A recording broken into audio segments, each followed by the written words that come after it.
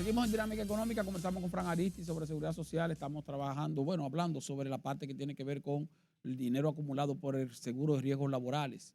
Usted nos iba a mencionar otro precedente que también, porque eso se revocó, lo de la devolución del dinero, pero Sí. cuando la pandemia del COVID-19 sí hubo una utilización de una parte de los recursos de la ARL. Correctamente, sí. En el año 2020, el Consejo Directivo del IDOPRIL aprobó la suma de 14.000 millones de pesos de los excedentes del seguro de riesgos laborales para los fines siguientes. 12.000 millones para el programa de asistencia económica a los empleados suspendidos. Sí, FASE. Los FASE. Sí, FASE, el FASE. 12.000 millones. Y 2.000 millones para la prueba y tratamiento del COVID. 2.000 millones. El Consejo Se usaron 14.000 millones 14.000 millones de esos excedentes. Eso eran excedentes del seguro de riesgos laborales. Pero como quiera, el riesgo laboral sigue acumulando, pues, para ir avanzando, Exacto. sigue acumulando como quiera excedentes y actualmente tiene creo que 50 y tantos miles de millones de pesos. No, 29.000 millones. 29.000 millones de pesos Sí. en excedentes. En excedente. Eso No. 29.000 millones el fondo. El fondo. Ahora, de esos 29.000 millones, ahora el Consejo Nacional de Seguridad Social, mediante la resolución 619-08, de ahora del 28 de agosto del 2025, reciente, exacto, aprobó la erogación de los excedentes del seguro de riesgos laborales de 12.500 millones de pesos. 6.000 millones para el ARS Senasa, para el déficit del ARS Senasa. 5.000 millones para la cuenta cuidado de la salud de la persona del Seguro Familiar de Salud, del régimen contributivo. Tú sabes, Esteban, que la Tesorería de la Seguridad Social siempre tiene un fondo acumulado. Sí, pero eso generalmente para cuando se va a aumentar la cápita, para cuando ampliar hay déficit. o para ampliar el catálogo de servicios. Y para cubrir los déficits. Sí. Déjame decirte que desde que ese fondo se ha ido reduciendo. Sí, con el COVID. Sí. Acuérdate que con el COVID, el Consejo Nacional de Seguridad Social autorizó a la tesorería a seguir pagando a las ARS el per cápita de los trabajadores que fueron suspendidos. Ellos no estaban cotizando, pero tenían cobertura de salud. Sí, seguían con porque la tesorería le estaba pagando a las ARS el per cápita. Pero ¿de dónde estaba pagándole? ¿De dónde sacaba los recursos? De un fondo que tenía acumulado. Del fondo acumulado. Un superávit que se acumuló por mucho tiempo. Que era como en esa época estaba como en 8.000. 8.000 millones de pesos. Exactamente. Y bajó creo que a 1.000 y pico. A 1.000 y pico de millones actualmente. Exactamente. Entonces ahora se le van a transferir 5.000 millones. 5.000 millones. Con lo cual en cualquier momento puede que se aumente la cápita, porque la cápita está actualmente en 1.600 y tanto. Sí, 1.683 pesos con 80 centavos. Sí. Y para aumentar entonces, la cápita, que es el catálogo de servicios, tiene que haber un fondo, tiene que haber dinero suficiente en ese fondo. Exacto. Ese fondo se llama Cuidado de la salud de la persona. Cuidado de la salud de la persona. Así que le llama la ley. Entonces, cuidado de la salud de las personas. Ahí van 5.000 millones de pesos, de los 12.500 millones. Exacto. Hay otros 1.500 millones que van a CISARRIL. A CISARRIL para el fondo de los subsidios por enfermedad, maternidad y lactancia. Hace muchos años. Sí. Que ese también viene como del 2015 por ahí, 2016, hay un déficit en el recaudo de los subsidios.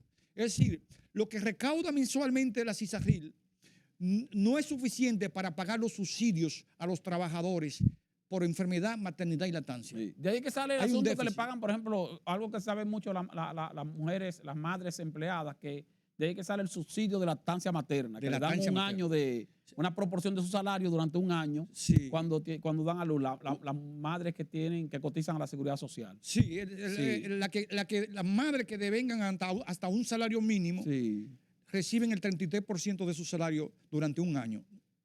Las madres que devengan de 1 a 2 salarios mínimos reciben un 12% de su salario. Y las madres que devengan hasta de 2 a 3 salarios mínimos reciben el 6% mensualmente de su salario. Por concepto de subsidio de lactancia. Que la gente dice, bueno, de 2 a 6 salarios mínimos, en la actualidad el salario mínimo promedio es de 21.674,80. Exactamente, que quiere decir que una trabajadora que tiene un salario cotizable entre, vamos a decir, redondeando, entre 42,000 y 63,000 pesos mensual, Exacto. recibe un 6%, un 6% de su salario en subsidio de lactancia materna. O sea que ya eso está hasta un tope de hasta 63,000 pesos, que es sí, mucho. por ahí. Ajá, exactamente. Entonces, ahora bien, esa parte yo lo veo positivo. Yo creo que es positivo que se le traspasen 5,000 millones de pesos al capítulo de atención de la salud y 1.500 millones de pesos al capítulo que tiene que ver con los subsidios que se pagan a través del CISARRIL, pero esos 6,000 millones de pesos para el SENASA, cuando el SENASA ciertamente tiene un déficit, pero tiene un déficit por irregularidad, y si es por irregularidad es como que le estamos dando un regalo. ¿Por qué se le va a pasar 6,000 millones de pesos a SENASA? Bueno, tú sabes que la herencia SENASA es la herencia pública, ¿verdad? Y mira, el artículo 22 y los artículos 106 y 174 de la ley 8701 establece que, en primer lugar, que el Consejo Nacional de Seguridad Social tiene a su cargo la dirección y conducción del Sistema Dominicano de Seguridad Social.